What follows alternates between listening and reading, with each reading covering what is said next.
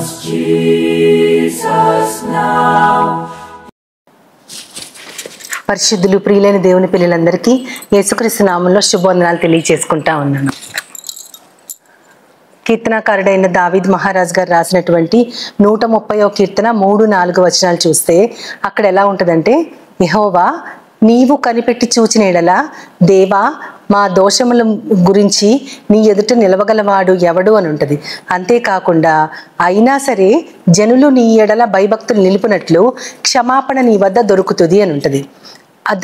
దాని గురించి మనం ఆలోచిస్తే అక్కడ 2 విషయాలు కనపడతాయి కాంట్రాస్ట్గా.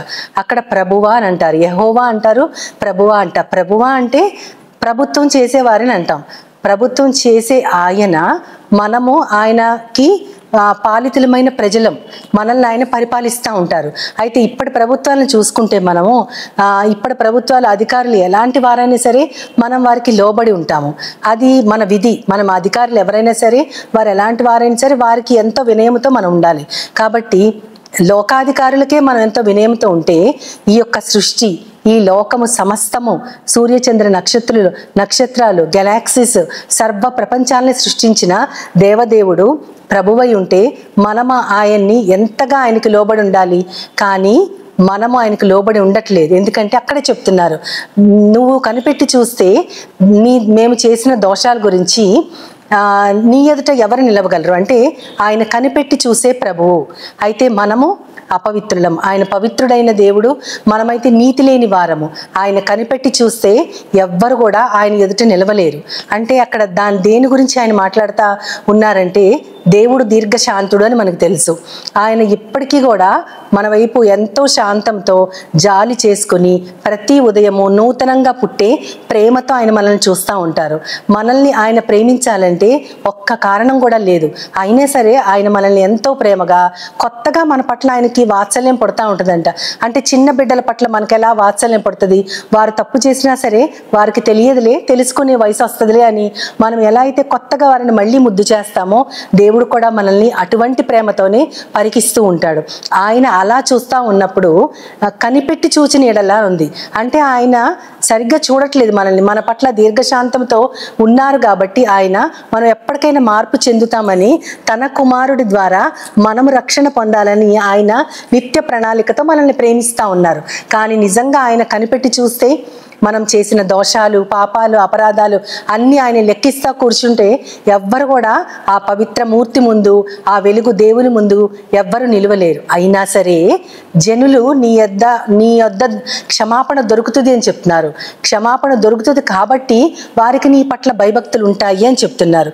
మనం ఆ 130 కీర్తన అంతా పరిశీలిస్తే గనక ఆయన దావీద్ మహారాజ్ గారు రాస్తూ అక్కడ ఏమంటారంటే, నీ యొద్ద నాకు సంపూర్ణ విమోచన దొరుకుతుంది, నీ యొద్ద నాకు క్షమాపణ దొరుకుతుంది, నేను నీ వైపు చూస్తున్నాను, నీ దగ్గర నుంచే నువ్వు నా మొర వింటావని, నన్ను రక్షిస్తావని, క్షమిస్తావని నేను నీ వైపు చూస్తున్నానని ఆఖరిలో ఆయన నీ యొద్ద సంపూర్ణ విమోచన నాకు దొరుకుతుంది అని. విమోచన అంటే మన విడుదల. అయితే మనము క్షమాపణ పొందితేనే విడుదల పొందుతాము. క్షమాపణ దేని గురించి అంటే, మనం ప్రతిరోజు లెక్కలేని పాపాలు, దోషాలు చేస్తూ ఉంటాం.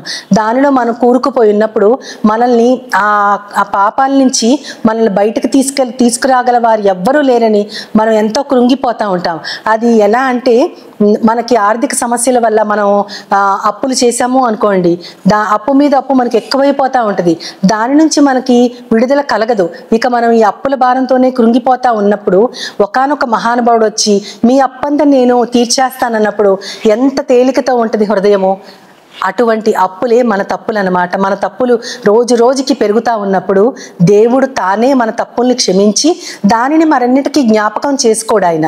మనమైతే మనుషులు మన పట్ల చేసిన తప్పుల్ని మనం క్షమించాము అనుకుంటాం, కానీ మనకి ఎప్పటికప్పుడు వారి గురించి గుర్తొచ్చినప్పుడు ఏదో ఒక సమయంలో, సందర్భంలో దానిని మనం గుర్తు చేసుకుంటాం, కానీ పూర్తిగా మర్చిపోవటం అనేది జరగదు. కానీ దేవుడు ఒక్కడే ఆయన వీపు వెనక తట్టు మన పాపాలన్నీ పడవేసి మనల్ని పూర్తిగా క్షమించి క్షమించే దేవుడు. అటువంటి క్షమాపణ ఆయన ఒక్కరి దగ్గరే దొరుకుతుంది. అందుకని దేవుని పట్ల మనకు భయము భక్తి ఉంటుందని దావీదు మహారాజ్ గారు చెప్తున్నారు. ఎలా అయితే ఇందాక మనం చెప్పుకున్న విషయంలో మన అప్పులన్నీ తీర్చేసిన ఒకరి పట్ల మనకి భయభక్తులు ఉండి వారు ఏం చెప్పినా చేస్తాము, అలాగే దేవుడు కూడా మన తప్పులన్నిటిని క్షమించి కొత్త జీవితాన్ని మనకి ప్రసాదించినప్పుడు మనము పూర్తిగా ఆయన పట్ల భయము భక్తి కలిగి ఉంటాము. నిజంగా ఆయనే కనిపెట్టి చూస్తే మన దోషాలకి మనం ఎప్పుడో నశించిపోవాల్సిన వారము. అందుకని నువ్వు కనిపెట్టి చూస్తే ఆ దోషాలలో ఎవరు నిలవగలరు అంటే అందరు దోషం చేసిన వారమే, కాబట్టి ఎవ్వరు ఆయన ముందు నిలవలేరు. కానీ నువ్వు క్షమిస్తావు కాబట్టి నీ యందు మాకు భయము భక్తి ఉంటుందని అప్పట్లోనే దావీదు మహారాజ్ గారి క్షమాపణ గురించి ఎంత ధీమాగానో చెప్తా ఉన్నారు. ఇప్పటి కాలంలో అయితే ఇది కృపాకాలమని, యేసుక్రీస్తు క్షమిస్తాడని, ఆయన కృప చూపిస్తాడని, ఆ కృపను అడ్డు పెట్టుకుని అనేక విధాలుగా పాపాలు చేస్తున్న వారు ఎంతో మంది ఉన్నారు. ఇది కృపాకాలం అంటారు. మరి పాత నిబంధన ఏ కాలం అంటే అక్కడ కూడా మనకు 130లో కూడా కనపడతా ఉంటుంది. దేవా నీ కృప నీ విశ్వాస్యత అని చెప్తా ఉంటారు. నీ యుద్ధ కృప దొరుకును అని. నిజమే, దేవుని దగ్గర ఉన్న కృప శాశ్వత కాలమైన కృప. ఆ కృప నుంచి విశ్వాసత నుంచి మనం ఎవ్వరం కూడా కోరుకోనిది ఏది ఉండదు. కాబట్టి దేవుని కృప వలననే మనకు క్షమాపణ దొరుకుతుంది. ఆ క్షమాపణే మనల్ని సంపూర్ణంగా విమోచిస్తుంది.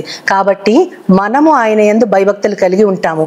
ఎన్నో దోషాలు చేస్తూ దేవుడు మనల్ని నిజంగా చూస్తూ ఉన్నప్పుడు మనం క్షమించబద్దులం కానే కాదు.